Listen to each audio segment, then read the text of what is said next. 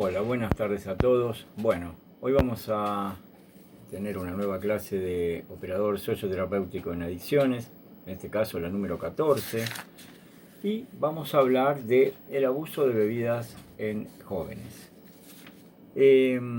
Primero, obviamente siguiendo la línea de la última clase que refería a alcoholismo, vamos a hablar en el sentido más,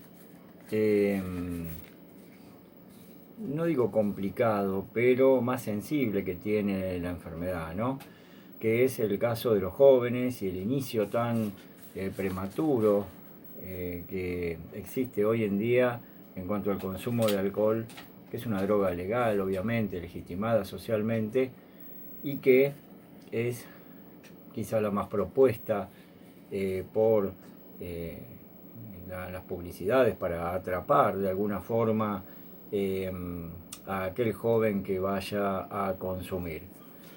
Hay mucho marketing realizado por las distintas cerveceras, sobre todo, y algunas otras bebidas, en este caso llamadas espirituosas, como son las que tienen alta graduación alcohólica, en el caso del vodka. También otro tipo de bebidas como el Fernet, que están muy consideradas a nivel social para el consumo masivo.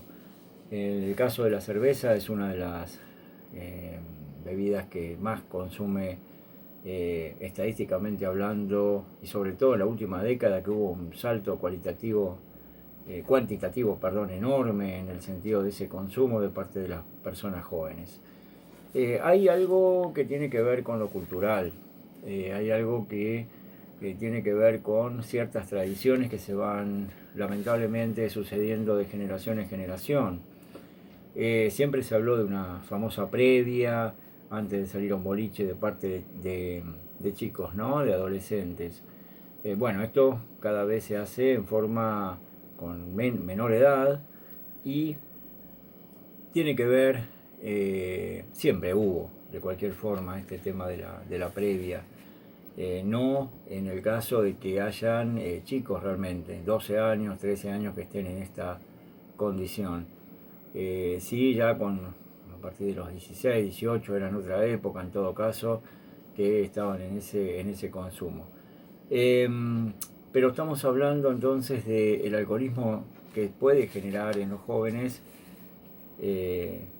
un perjuicio realmente notorio a nivel de una dependencia futura física y psíquica. En la última clase estuvimos hablando de los distintos tipos de alcoholismos que existen, el ninguneo que de repente hacemos de parte de nosotros mismos como actores sociales respecto de lo que es aquella persona que consume alcohol. Quizás hasta cualquiera de ustedes han visto a alguien que está pasado de copas y se han reído, es muy común, como diciendo, mirá cómo está aquel, o lavarle la cabeza. Parece algo tan hasta simple, hasta simplemente una pose ridícula o payasesca que hace la persona en un día. Pero hay un trasfondo que quizás no sea simplemente ese consumo ya no transitorio, sino solamente de ese día puntual y después nunca más consumió alcohol o muy poquito. Hay muchas personas que por grupo de pertenencia que directamente asumen que el alcohol es prácticamente el espíritu de cualquier velada, ¿sí? Si no hay alcohol es como que no existe la posibilidad de divertirse, porque los frenos inhibitorios obviamente que se pierden, hay un descontrol organizado, porque se sabe que ese descontrol va a existir, y unas consecuencias que no se tienen obviamente en cuenta, sobre todo aquellos que conducen un vehículo y no solo ponen en riesgo a su propia vida, sino a la vida de las personas que están dentro de ese vehículo, inclusive de terceros que puedan estar como peatones en alguna autopista, en alguna ruta del país, en alguna calle, u otros que otra persona que esté en otro vehículo. O sea, se pone en riesgo a terceros. Obviamente que la compra en supermercados o llamar delivery para poder consumir alcohol en esto de las previas y estas organizaciones de fiestas anticipadas, por ejemplo para ir a un boliche determinado, que ya van con una graduación alcohólica importante, entran a ese boliche a altas horas de la madrugada. Tiene que ver con el menor costo económico que tienen las bebidas en los supermercados con relación a una consumición que pueden realizar en la barra de un boliche. Esto históricamente fue así, siempre obviamente que va a costar mucho más caro ahí adentro.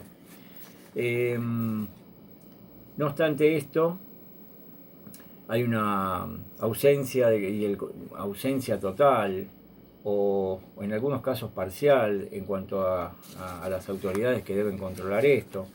Muchos casos que no hay mayor control del consumo que puedan llegar a tener estas personas, estos jóvenes, por ejemplo en el propio boliche, o inclusive cuando en cualquier horario pueden llegar a vender alcohol a diestra y siniestra sin importar si le venden a menores o a quién le venden. El tema es vender. Bueno, ahí está la situación del comerciante inescrupuloso que intenta a toda costa, obviamente sin ningún tipo de conciencia social, generar su propio dinero para su propio bolsillo, sin interesar absolutamente nada los demás. Es un actor social, por lo tanto es responsable también dentro de la sociedad el papel que le corresponde, que es un actor en este caso, en el caso de la venta fuera de horarios o a menores, que no se tiene obviamente que realizar. No hay sanción para esto, no he visto que haya demasiadas sanciones en los diferentes lugares, por lo tanto, claro, cuando no hay sanciones empieza a aparecer el todo vale, y con el todo vale es camino allanado para quienes quieren imponer de alguna forma las opciones del consumo de alcohol indiscriminado por parte de un grupo, que tiene su grado de pertenencia. O también la persona que en forma solitaria consume alcohol, ¿no? Acá también tenemos que hablar que en muchos casos hay un desconocimiento familiar de las fiestas que realizan, pero al otro lado hay lamentablemente una tolerancia al nivel familiar. O sea, si vamos a hablar del desconocimiento familiar, bueno, ahí habría que ver por qué los padres o quienes ejerzan la responsabilidad de serlo no están en el lugar que les compete para poder poner ciertos límites a esos chicos, y de repente están en cualquier lugar, ¿sí? Sin saber ni siquiera si están alcoholizados o con quién se juntan. Bueno, acá hay un desconocimiento familiar prácticamente por una no importancia a los hechos que puedan sucederle a esa persona, sino que se mira más el ombligo de la propia persona en relación a lo que ellos mismos hacen de su vida y sin importarle lo que hacen los hijos.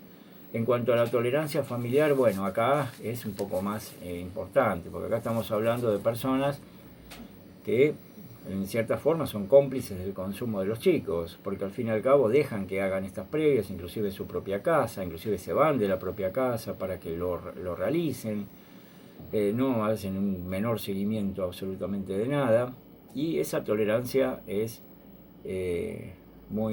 puede llegar a ser muy penosa para las consecuencias que pueda tener las personas que integran esos grupos y los propios hijos de las personas, ¿no? Que después se desayunan con cierto alcoholismo o cierta forma de consumo indiscriminado de alcohol en la persona, que dicen, pero no puede ser, acá no consumía. Sí, ahí no consumía, pero hay tiempos que no lo estás manejando y hay tolerancias que permitieron, sin lugar a duda, que no hubiera ningún límite, y que el grupo y o la persona se ha impuesto con sus propias reglas de consumo.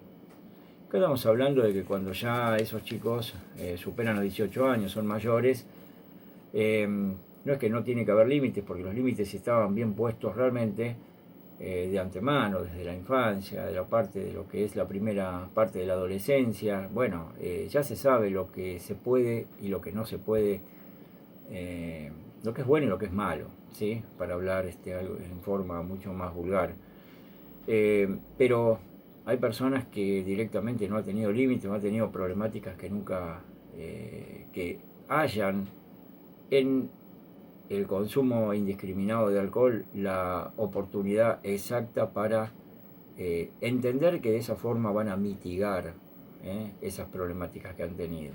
Y obviamente que lo único que hacen es taparlas, obturarlas, pero bajo ningún punto de vista están resueltas, porque se resuelve a base de psicoterapia, se resuelve a base de un lenguaje que se debe, a través del diálogo, poder poner de manifiesto cuál es el problema, cuál es el trauma, cuáles son las cosas que están generando un consumo mayor en esa persona para poder frenar, digamos, a tiempo.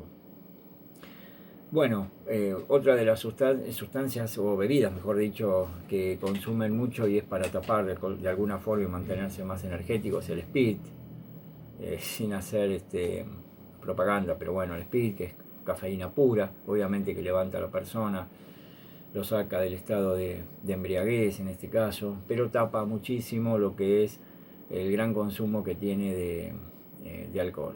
Por lo tanto, quizá después sigue consumiendo y ahí puede llegar a un coma en un momento dado porque no se tiene en cuenta la cantidad de alcohol en sangre que ya hubo, ¿sí?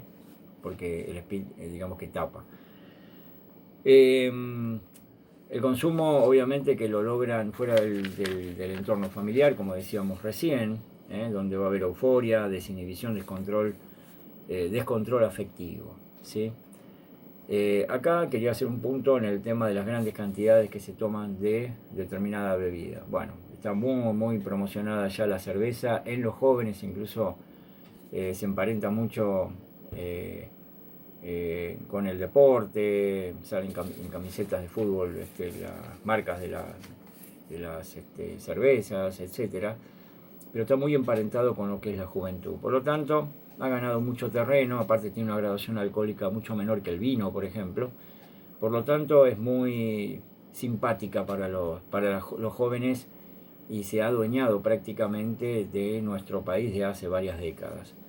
Hay que también tener en cuenta de que Argentina es uno de los países que más consumidores de cerveza de América, ¿sí? El vino, que también se consume pero en mucha menor cantidad, era patrimonio de las personas de los años 40, de los años 50, de los años 60, el tomar en la mesa de repente, porque las familias antes había alcohol en la mesa, pero digamos que se tomaba con un cierto tino, ¿no? Y quizás ahí los adultos eran los únicos que tomaban, y las personas que no lo eran, obviamente que tenían que respetar esa situación, esa suerte de tradición que había en el sentido de que alcohol toman las personas grandes y las personas menores no. Menores en el sentido de personas jóvenes inclusive, y había un respeto hacia los padres, pero no beber alcohol, digamos, ahí en la propia mesa. Pero el vino era se tomaba mucho en las personas, digamos, de aquellos años, ¿no? Personas de los años 40, 50, 60, no era tanto la cerveza sino el vino u otras, la ginebra de repente en bares, sobre todo en los campos, como el aguardiente, etcétera. Pero la cerveza no estaba tan en boga. Las últimas décadas, a fines de los años 90 también, podemos decir que la cerveza estaba ya se había promocionado muchísimo. Hoy en día es el primer consumo que hace el joven. Bueno, el alcohol, obviamente, por más que se diga que es para divertirse, cuando se empieza a hacer intoxicaciones en forma crónica, que es en forma seguida, o cuando son intoxicaciones agudas, una vez que la persona se emborracha y queda muy mal por ejemplo, un fin de semana, porque es puntual, pero es agudo, y que también por no tener esa habituación y no tener tanta tolerancia puede llegar a un coma, como habíamos dicho en la clase anterior. Eh, Irremediablemente siempre, tanto sea con abuso, sobre todo con abuso crónico, los sistemas orgánicos, cardíacos, digestivo, urinario, nervioso, van a estar afectados. Pueden llegar a estar afectados en la medida que siga ese consumo crónico. En algún momento no se va a dar cuenta la persona, pero en algún momento también va a empezar a sentir algún síntoma en estos órganos. Cuadros demenciales, bueno, cardiovasculares, neuritis, pancreatitis y cirrosis hepática en el caso de que, bueno, ya sea un consumo muy, muy elevado, ¿no? Pero bueno, el hígado es uno de los receptores del alcohol y por el cual es el órgano emblemático, ¿no?, de lo que corresponde a una persona alcohólica, ¿sí? Y la cirrosis hepática es la enfermedad típica de la persona alcohólica. Bueno, vamos a hablar también del aumento, bueno, de riesgo para sí, para terceros, como decíamos recién.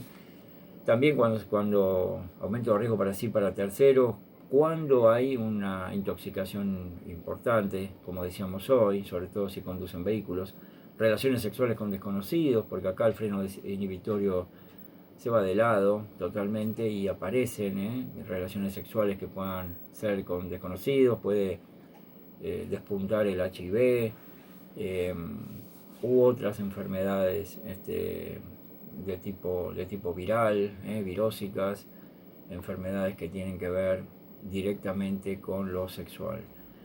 La tolerancia obviamente hace que haya un aumento en la cantidad siempre de alcohol. ¿Por qué? Y porque la persona ya no se siente plena ni tan divertida con lo que ha consumido, entonces necesita consumir más. O sea que, como dicen habitualmente, no, pero a mí no me pegó nada todavía. Y bueno, ¿por qué? Porque ya tolera tanto el cuerpo ya el alcohol que necesita beber mucho más para llegar a una tolerancia. Ya, porque ya tiene una tolerancia, necesita mucho más cantidad para terminar con un consumo importante, para emborracharse. Bueno, el alcohol obviamente depresor el sistema nervioso central, estimulante, es un estimulante por acción depresora de los centros inhibitorios del cerebro. Y para evitar síndrome de la abstinencia, porque existe el síndrome de la abstinencia, que obviamente vamos a hablar de ansiedad, sudoración, mareos, temblores, insomnio, entre otros que estamos hablando de la abstinencia. También el delirium tremens, que ahora vamos a hablar también de qué es, esto según su dependencia. Delirium tremens ya es una dependencia absoluta, por ejemplo, al alcohol. Ahora vamos a hablar después qué es del delirium tremens. Es una fase final de lo que es el alcoholismo, ¿no? Pero una abstinencia común, que siempre se va a dar con ansiedad, con sudoración, con temblores, la abstinencia que tiene la persona con problemas de drogas, ¿no? También, porque al fin y al cabo el alcohol es una droga legal. Para evitar el síndrome de abstinencia hay gente que es capaz de tomar alcohol etílico, ¿sí? Alcohol. Lo mezcla con un poco de agua, 250 centímetros cúbicos, lo ponen con agua y equivale a medio litro de whisky. Y bueno, por ejemplo, había una persona que a un terapeuta conocido le refería que él lo hacía cuando se iban a dormir toda la familia. Entonces, pero él necesitaba eso porque sabía que le iba a agarrar el síndrome de abstinencia y todos esos síntomas que dijimos recién, y no lo iba obviamente a poder soportar. Entonces, ¿qué iba a pasar? Antes de que suceda eso, bueno, tomaba alcohol etílico aunque sea, y de esa forma mitigaba la posibilidad de tener el síndrome de abstinencia. ¿Cuándo será un problema a tratar? ¿Sí? ¿Cuándo será un problema a tratar a la persona que toma alcohol? Porque hemos visto, seguramente ustedes también, yo lo he visto, personas que parecen muy divertidas, que siempre invitan a tomar, que uno de buenas a primeras los ven como personas muy empáticas, muy buenas personas, qué sé yo. Pero bueno, después uno se da cuenta de que la vida de la persona pasa por el alcohol. O sea, la persona puede venir a tu casa, está bien, habla, qué sé yo, y enseguida, bueno, me acompañás a tal lado, vamos a comprar algo. ¿A comprar algo de qué? A comprar alcohol. Bueno, pero todo tiene que ver con el alcohol. O sea que ya se sabe, ya inconscientemente organiza la embriaguez futura que va a suceder en horas. Bueno, acá hay un problema de parte de esa persona que tiene una cronicidad en el sentido de una cronicidad de intoxicación, o sea, tiene una frecuencia muy importante de alcohol, de querer siempre tomar alcohol. Entonces, bueno, ahí está el tema, que si alguien es amigo, aunque se enoje, decirle, no, no, mira, yo hoy no quiero tomar alcohol, sí, si vos querés, podemos tomar otra cosa o comemos alguna otra cosa. En algunos casos se puede enojar e irse porque si no hay alcohol no hay nada para la persona. O si no, ya la persona no la va a tomar como alguien que le va a servir para venir a la casa y pasar momentos tranquilos. No, porque necesita una suerte de compañero de copas. ¿Sí? Si no hay compañero de copas no hay nada. No hay nada para esa persona, obviamente. Y no puede repensarlo. Bueno, será un problema a tratar, más allá de lo que dije. Si existe una compulsión periódica de beber hasta perder el control, algo de lo que dije recién refiere a esto. No se siente bien y bebe para sofocar eso.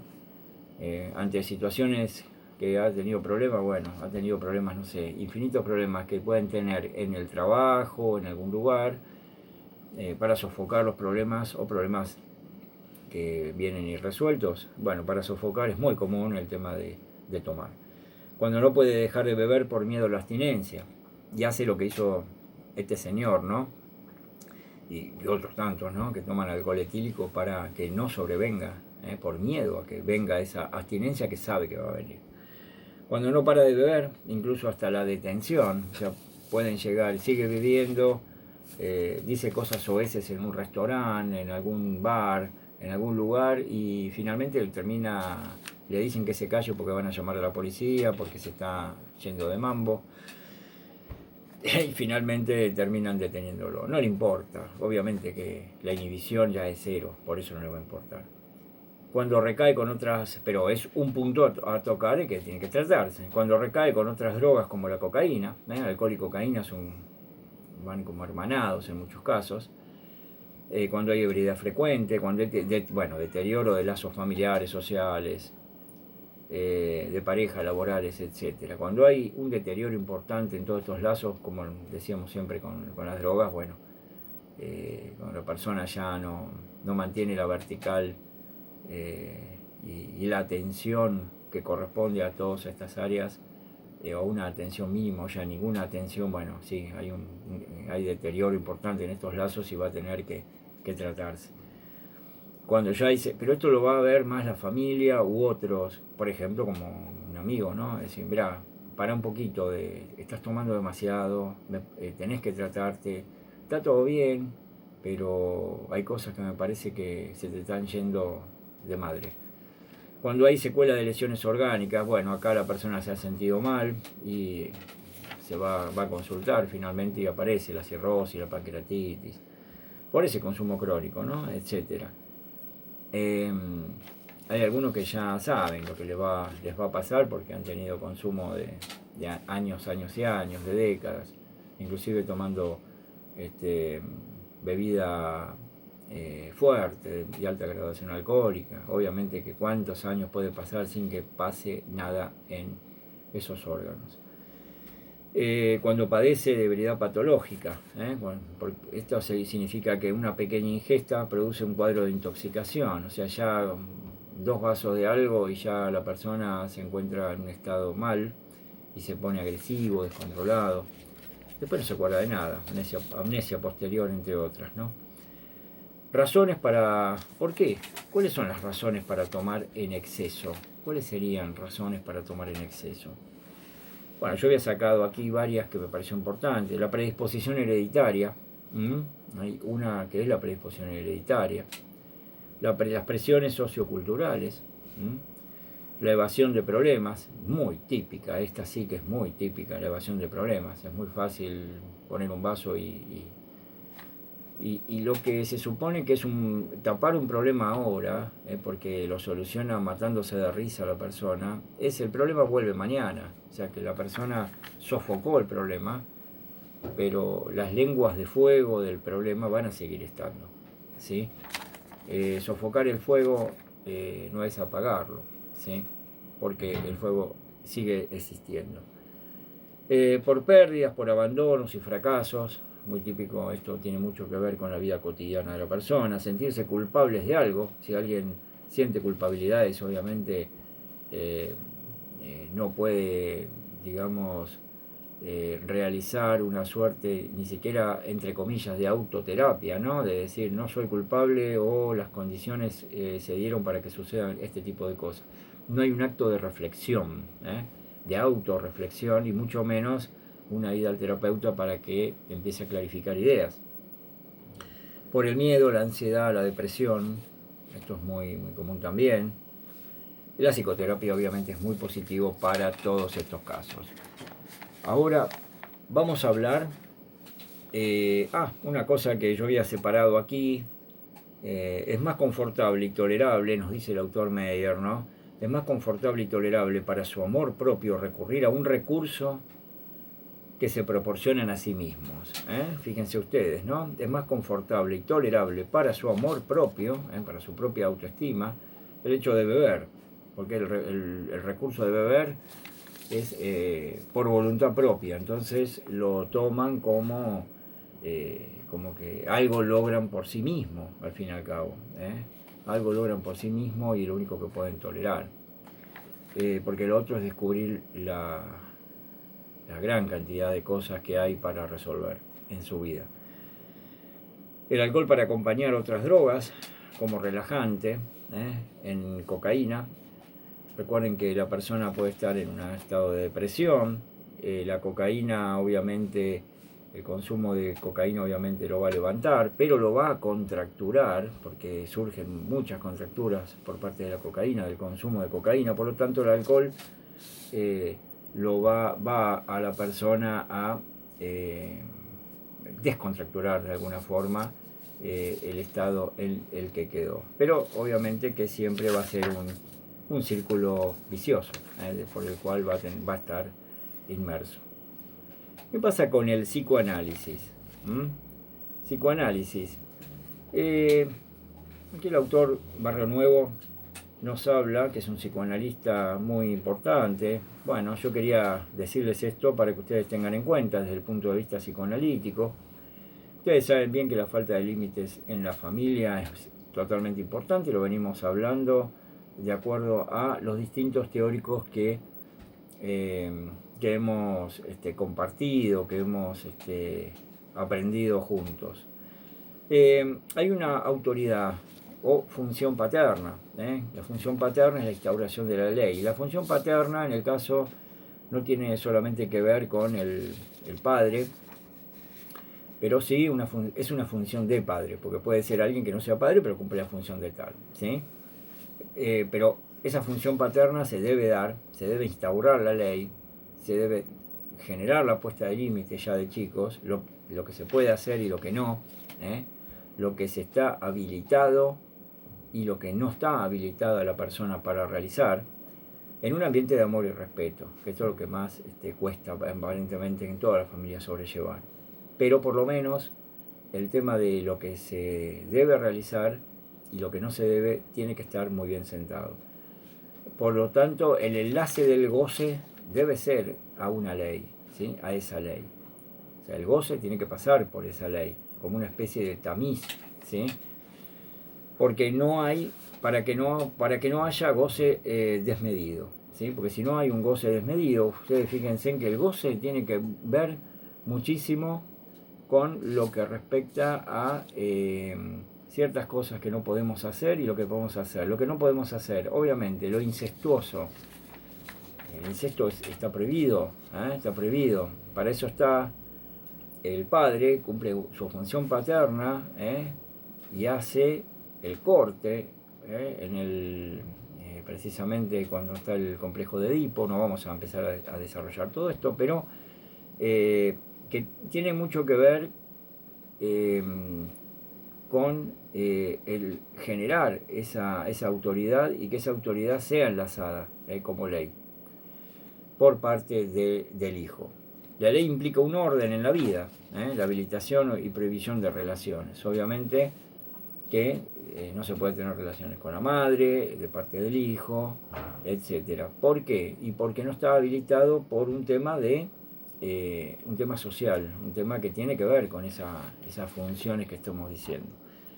Ser objeto del deseo de la madre es angustiante, porque hay madres que directamente toman como una suerte de objeto de deseo al hijo, y prácticamente el hijo no puede moverse en ningún tipo de direcciones. Y no aparece esa función paterna, ese corte que se realiza para instaurar precisamente la ley. Esto desde el punto de vista psicoanalítico. Lo que se propone acá es que la instauración de la ley permite que haya límites. Si no hay límites, bueno, estamos hablando de todo vale. Y el consumo de alcohol en exceso, entonces, es estar metido dentro de lo que es la órbita del todo vale. En el Gran La Plata, esto saliendo ya del psicoanálisis, en el Gran La Plata hubo una encuesta el año pasado que me pareció muy interesante traérselas. Ustedes la van a tener, pero señalo algunas estadísticas, ¿no? El 89% inició consumo dentro de las personas que fueron encuestadas. El 89% que inició un consumo a partir de 12 a 15 años, por eso les decía cómo es menor el consumo en cuanto a años el comienzo. El 20%, por ejemplo, tenía 12 años. Realmente hay ciertas situaciones de parte de lo que es la familia que está fracasando, así como también el tema, como dijimos hoy, de parte de actores sociales como los que venden precisamente cerveza, etcétera, alcohol. 132 casos de exceso, 132 casos en cuanto al exceso, 57% eran chicas, 43% varones, o sea que acá no estamos hablando de que el varón supera a la mujer en cuanto al consumo de alcohol, no, inclusive es mayor de parte de las mujeres que de los varones.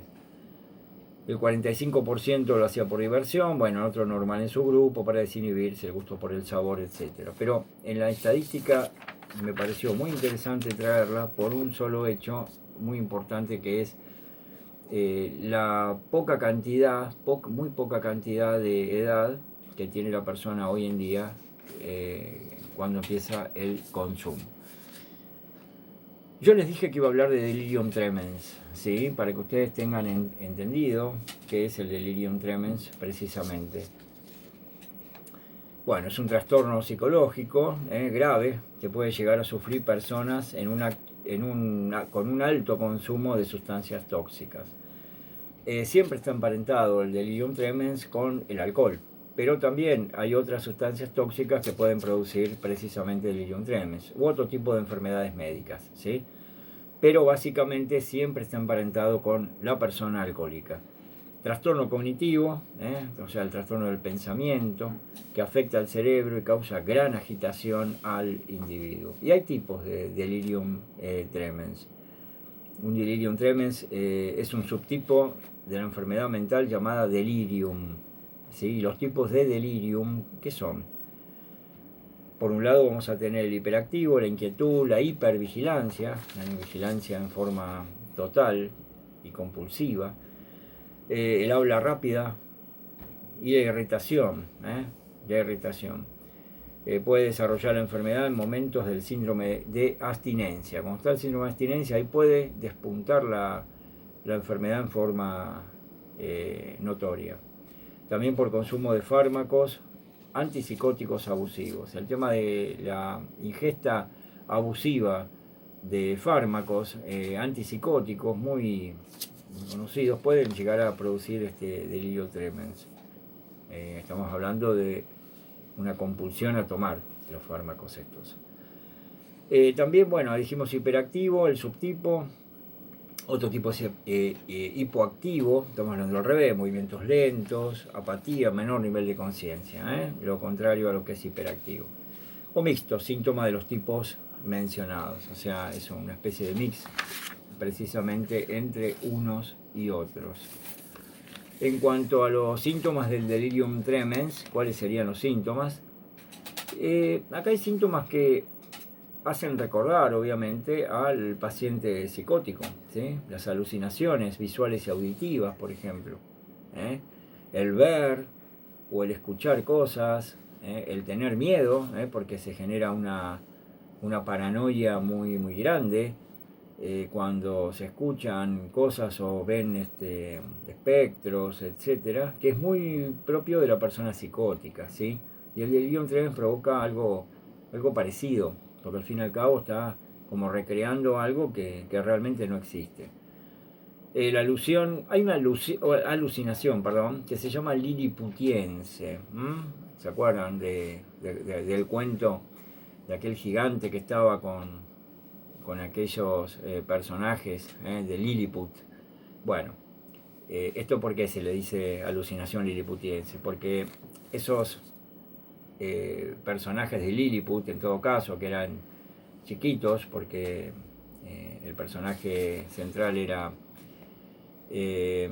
gigante, es como si el gigante fuera la persona con delirium tremens y ve objetos de tamaño muy inferior, chiquitos, al estilo de como si fueran los personajes de Lilliput. Por eso es que se denomina de esa forma. Padecimientos físicos de forma notoria, con delirios y paranoia, obviamente que lo va a tener, esos síntomas que la persona con delirium tremens no tiene. Las consecuencias, lesiones por accidentes, insuficiencia cardiovascular, convulsiones, puede llegar a la muerte, obviamente. El tratamiento es un ingreso hospitalario, no queda otra alternativa y se le da ansiolíticos y benzodiazepinas básicamente, ¿sí? Es un tratamiento que dura mucho tiempo, que no es fácil de poder llevar a cabo porque tiene que tener un seguimiento realmente importante, un seguimiento, una supervisión de lo que se va realizando. Y si no se logra esto, la persona obviamente puede seguir un tránsito hacia la muerte en forma importante, ¿sí? Bueno, con respecto a los jóvenes que conocemos, más de 4 que estamos aquí compartiendo esta clase, podemos decir que se toma demasiado en sorna el tema del alcohol, porque el alcohol siempre ha sido legitimado socialmente y porque es una droga finalmente legal, así como el tabaco, ¿no? El tabaquismo, que es aquella persona que fuma en forma periódica, en forma crónica, y no puede dejar de fumar, obviamente, que genera el tabaquismo también. Es una droga legal, al fin y al cabo, el tabaco, que termina repercutiendo en los órganos de la persona. ¿Hay conciencia de la persona que toma alcohol o aquel que fuma, por ejemplo? Sí, hay conciencia, pero hay personas que directamente pueden llegar a decir, y bueno, de algo hay que morir, y nada más. Hay otro tipo de personas hoy en día que quizás hay una toma de conciencia mayor a eso. Hay por lo menos personas que intentan tener una alimentación saludable, el tema de tomar agua todos los días, X cantidad de litros, sea, hay una corriente bastante interesante de personas agrupadas en intentar que haya alimentación y para llevar una vida saludable realmente, que el cuerpo quede alcalino para que no pueda aparecer tumores o el tema de cáncer. Pero bueno, sigue habiendo de cualquier forma personas y grupos de pertenencia que lamentablemente están muy alimentados por la toxicidad o por, digamos, ver un único mundo posible de diversión que, si no es a través del espíritu en este caso del alcohol, no existe tal diversión. Tendríamos que ver de alguna forma cómo podríamos llegar a dar vuelta esta situación y que de alguna forma esa diversión se pueda plasmar sin alcohol. Yo siempre pienso que es muy importante que se empiece a masificar lo nuevo que sea realmente saludable, en contraposición de esto que ya está instalado de años. También estuvo instalado de años el tema de que había ambientes donde todo el mundo, si quería fumar, fumaba, y había fumadores pasivos finalmente porque consumían el humo del tabaco y era perjudicial para la salud. Se tardó muchos años, pero hoy en día hay ambientes seguros, no se pueden fumar en espacios cerrados. El tema del alcohol tendría que pasar y seguir avanzando desde lo que es el marketing publicitario, por el cual no se puede estar de alguna forma atrapar al adolescente o inclusive al niño para que consuma cerveza por el placer de pertenecer. Me parece a mí como que es bastante perverso esto. Recuerden que el cerebro del adolescente, del niño, va en proceso de evolución. Por lo tanto, si la persona es adolescente, obviamente hay ciertas rebeldías características que van a aparecer y es muy propio que vean de repente en el consumo del alcohol como una suerte de evasión primera, y también de sentirse rebelde por tomar, ¿sí? También como que la persona es ilimitada, es autónoma, ¿sí? Que la persona es independiente y lo puede todo, cuando en realidad sigue teniendo dependencia con la familia por el tema económico, por quizá falta de trabajo, etc. Y es una falsa autonomía que se da a partir de allí y que después, en muchos casos, no pueden salir de esa situación, de esos diferentes tipos de alcoholismo que se producen. Porque alguien dice, yo no soy alcohólico bajo ningún punto de vista. El que tome todos los fines de semana hasta perder el juicio, los viernes, los sábados o los domingos, pero póngale en viernes y sábado, estamos hablando ya de un tipo de alcoholismo. Le guste o no a la persona, lamentablemente, pero es un tipo de alcoholismo, ¿sí? Y que puede llevar a el coma y a la muerte misma, en un momento dado. Entonces, que se gane en autonomía, en independencia, pero de otra forma, no a través de algo, digamos, nocivo como es la droga legal llamada alcohol. Bueno, hasta acá llegamos por hoy. Van a tener la actividad como siempre. De parte mía les digo muchas gracias por la atención dispensada. Saludos cordiales para todos ustedes.